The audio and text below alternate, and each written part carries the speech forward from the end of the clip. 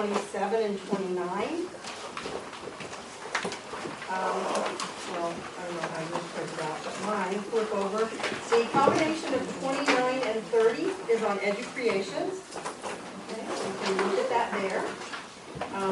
Part of chapter 28 is also on Educreation, so we'll see how much of that we get done and whether I need to add more to that or not.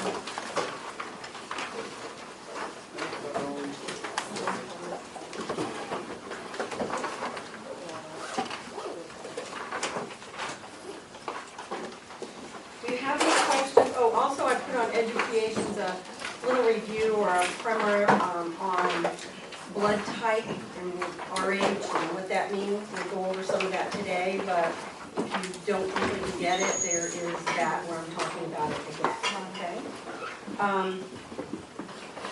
Any questions about what we went over last week? Any of those conditions? Because I talked really fast at the end.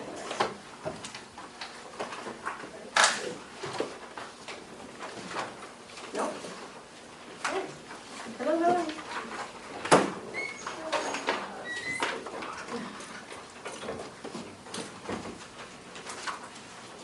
I will grade those quizzes later today and post them today. Thank you.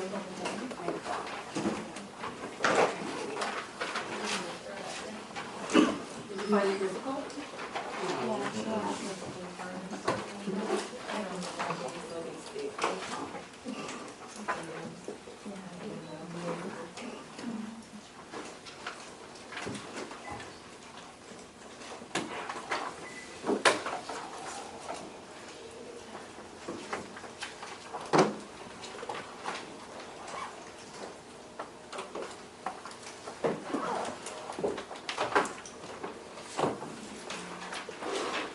I think it's coming.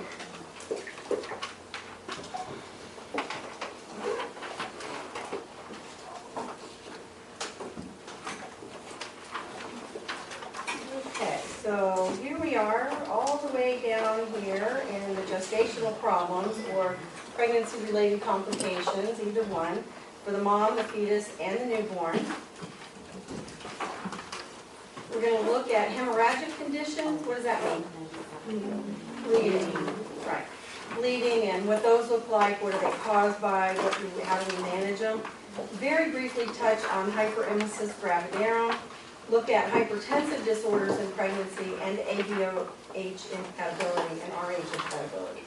And if there are other things in that chapter, either we've covered it before or we're not going to. Okay, so these are the conditions that you want to focus on in this chapter. And I also don't remember if there are others. Generally with bleeding disorders in pregnancy, we divide them into the first half and the second half. And how many weeks in the first half? 20, right, and 20 in the second. So when I say the first half, generally in the first 20 weeks, these first 3 bleeding disorders that you see are discovered. It's not that they couldn't happen later, but unlikely that they would happen later for a variety of reasons. So in the first half, when a woman has bleeding, we usually see that it's related to an abortion, and that can be spontaneous or induced, or some people use the term elective.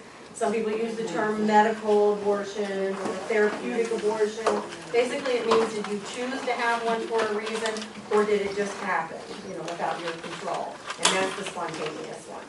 Ectopic pregnancy, of course, which is a pregnancy outside of the tube, and then gestational trophoblastic disease, or molar pregnancy is another name for that.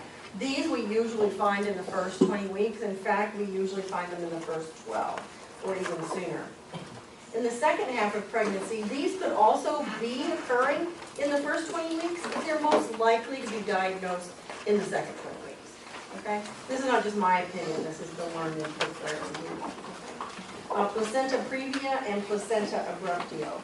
All of these conditions are involving bleeding. So at some point, you have to think about bleeding and what impact does that have on a person and their body. Then you have to think about what impact does it have on the fetus, and then you have to think about the mother in terms of her emotional status, because this is not only a bleeding episode, but possibly a pregnancy loss. And so there's all that emotional stuff tied up with it. In addition, sometimes, especially with ectopic pregnancy, they can have surgery, possibly, don't have to, but if they do, they could lose a tube and an ovary. So now they've lost 50% of their future reproductive potential. So those kinds of issues surround all of these. So I kind of describe these to you and tell you what they are, and at the end we talk about bleeding, and we talk about some other specifics along the way. Because not everything is done with every one of these 5 situations, but if you keep in mind those broad concepts of what happens when you have bleeding, what are we concerned about when a patient's bleeding, whether it be from an ectopic or a previa or a gunshot wound? Hypovolemia, right? Hypovolemia, hypoxia from lack of red blood cells and oxygen, right? Those are going to be concerns always. So hypovolemia or shock. Shock could come with, of course, pain or be hypovolemic. In this case, I'm pretty much talking hypovolemic. So if you were to do a concept map on your own, you don't have to. This is kind of how I drew one in my mind, is that here we have bleeding in pregnancy. And if you Google bleeding in pregnancy, images only, you'll get tons of these. They'll just pop up because people have done them in articles before from medical journals and nursing journals.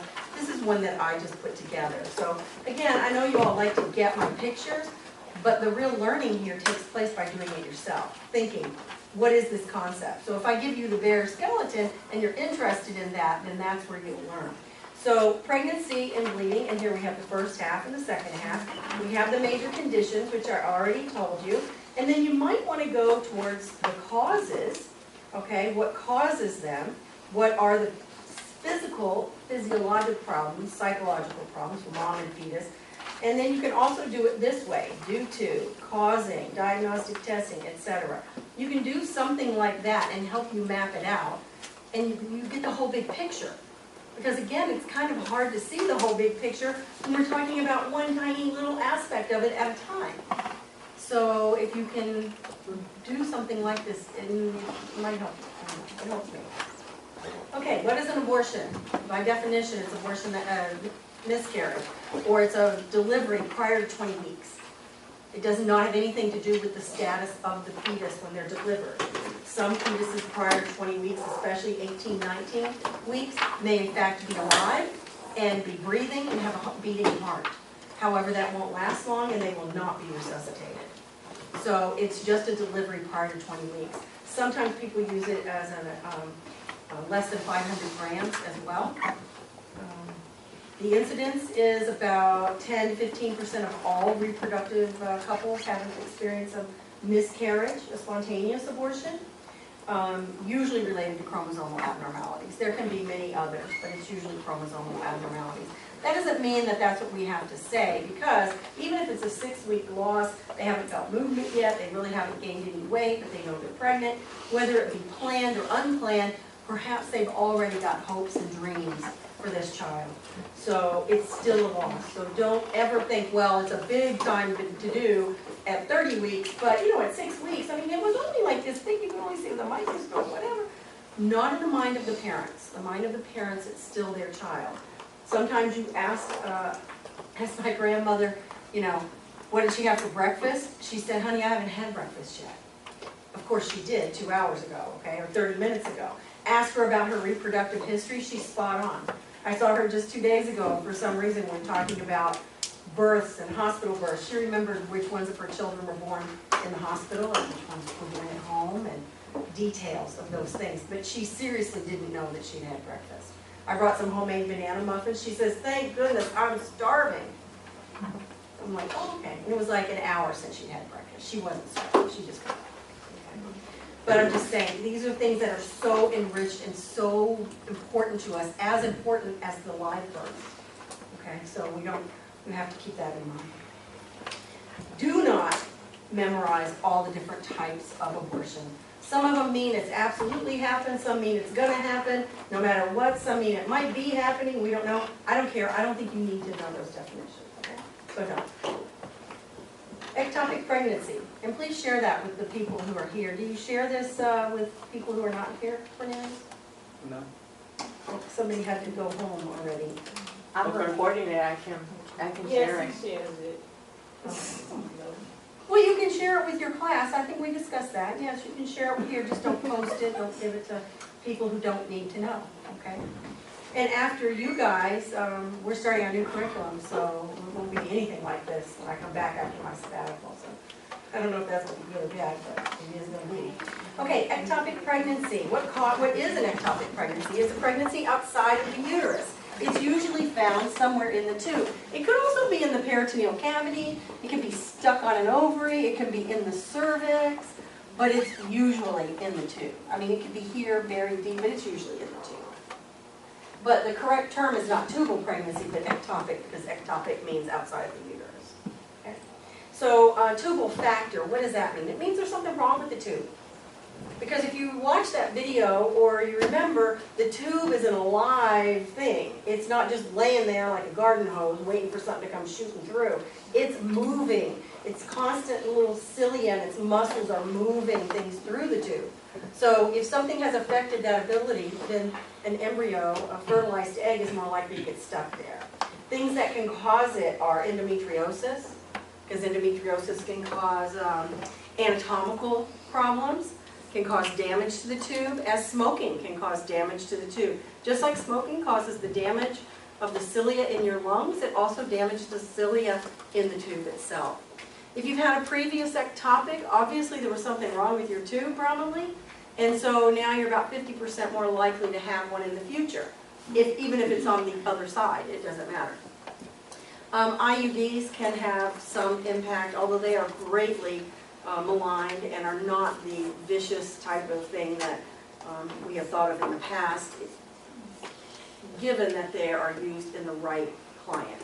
Okay. Vaginal douching. When should a woman douche? Never. That's correct. When I was growing up, my age group of people, we were taught to douche after every menstrual cycle. Because you got to clean that out. Make sure everything's all cleaned out. So, you know, Massengill and all those other people, Fresh, whatever, made a lot of money on that. But you should never. If a woman thinks that she should, not you, because probably not all of you are going to have this problem, I'm just saying. If a woman thinks that she needs to douche, she really needs an appointment with a healthcare provider. Okay? Because if you do have an infection, what you'll do with the douche is, it's either water hanging up or a small bottle with a spout, and you squeeze it in your vagina, so now everything in your vagina gets shot up right through the cervix, into the uterus, and maybe out to the tube. You can cause pelvic inflammatory disease. You can cause a vaginal or cervical infection now to become an upper genital infection.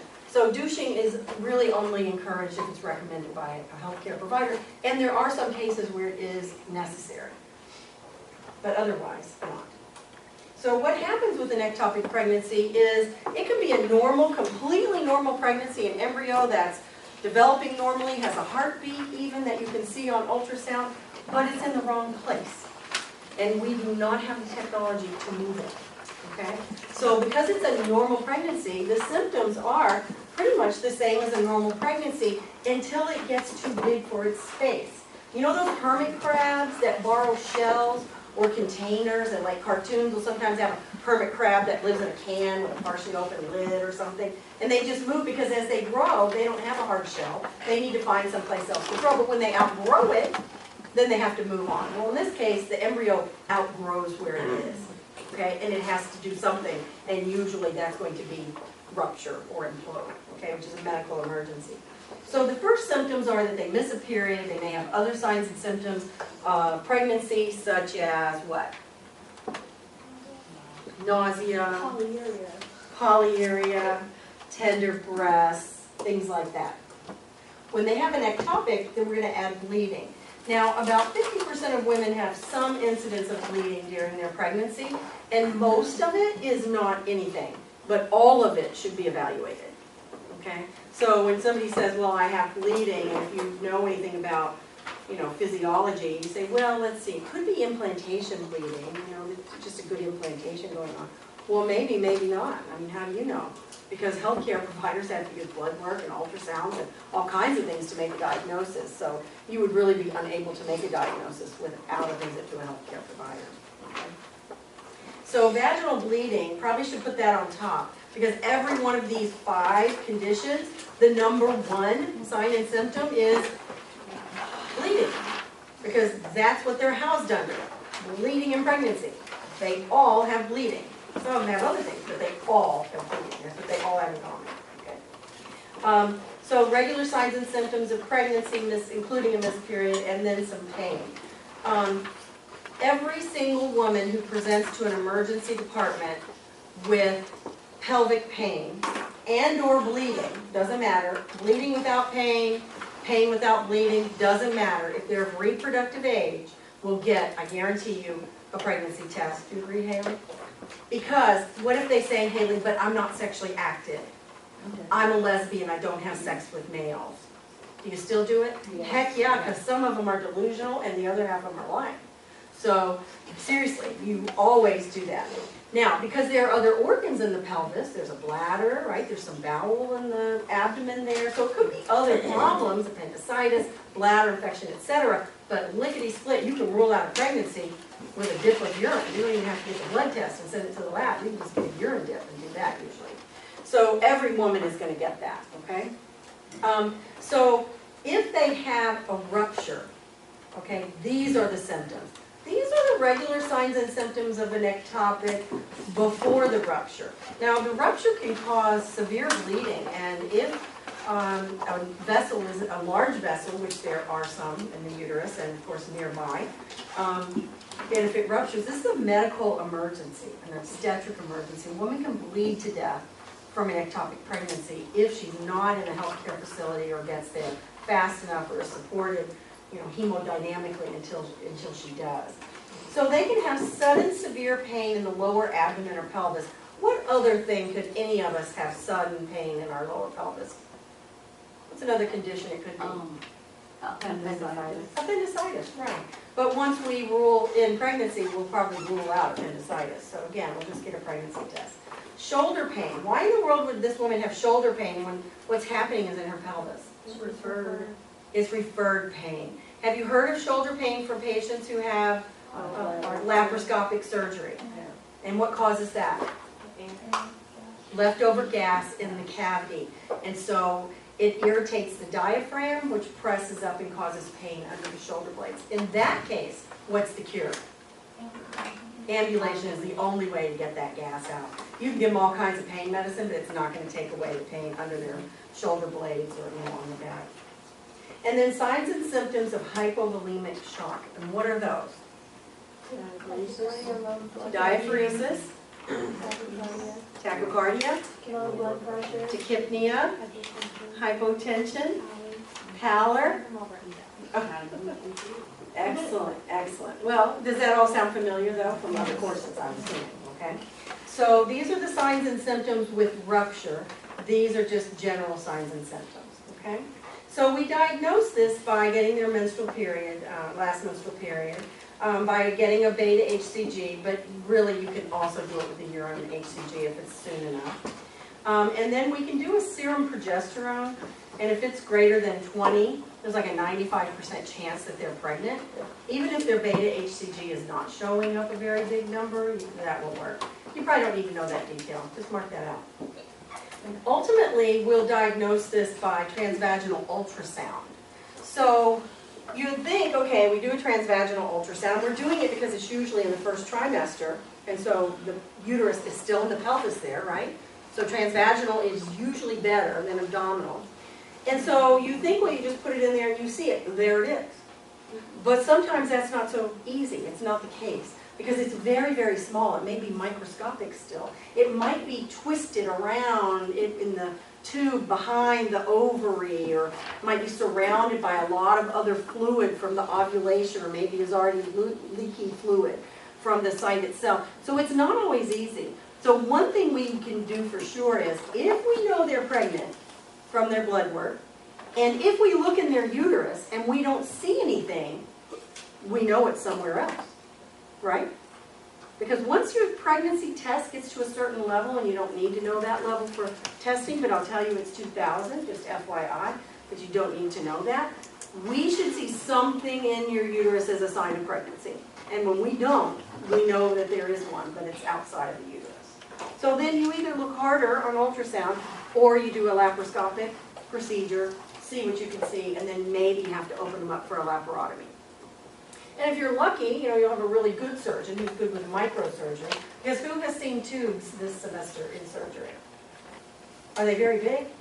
No, you gotta be really good at suturing. The suture for those are like, the suture itself is like a piece of hair. I mean, it's a tedious little thing. So hopefully you have a surgeon who's not in a hurry and is good with microsurgical techniques, because otherwise they'll just snip the whole thing out. Ovary tube, boom, gone. That's easy, right? So you'd like for them not to take the easy way, especially if you're 23 years old and you know you have 10 plus more years of reproductive possibilities. Okay. So the treatment, there are two kinds of treatment for an ectopic pregnancy. The first one is medical, the second one is surgical. The surgical one is the easiest one to tell you. It's either a salpingostomy or a salpingectomy. What's the difference? One is removing the pregnancy, the other is removing. This is opening the tube and removing the pregnancy and sewing the tube back together, which it may be damaged in the future, who knows. And this is removing the tube. Salpingectomy means the tube, exactly. Now, sometimes it can be an oophorectomy and a salpingo-oophorectomy. Medically, we have some criteria in order to treat it medically. So if we can't see it and get these measurements, you can't do it medically, okay? The medical treatment is to use methotrexate. Methotrexate is used, have you heard of that before, what it is? Or In the cancer drug, Yeah, it's a chemotherapeutic agent. It can also be used for rheumatoid arthritis because it basically attacks, very simply, attacks rapidly dividing cells, of which the embryo is. So in order to use that, and it's in one injection, followed by blood work to see if your pregnancy level went down, and if it doesn't, then you do another injection. But it has to be unruptured. So in order to know that it's unruptured in less than 3.5 centimeters, you have to be able to see it. So if they never find anything on ultrasound in the ED, and they know they're pregnant and it's not in the uterus, they're going to have to go with the surgical technique. Because they can't see it, they have to get in there and look. So medically is if it's unruptured, less than 3.5 centimeters, and there's no cardiac activity. And there can be cardiac activity. And they're stable with no intra-abdominal bleeding, so they are not in hypovolemic shock. So those are the two types of treatment. Obviously, those are very specific to ectopic, not to other types of bleeding.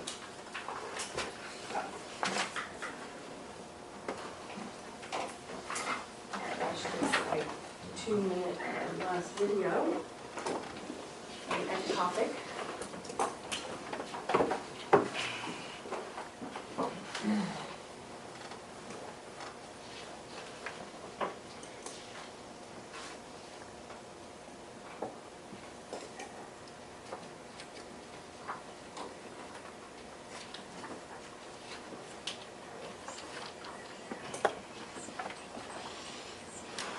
This is a yolk sac.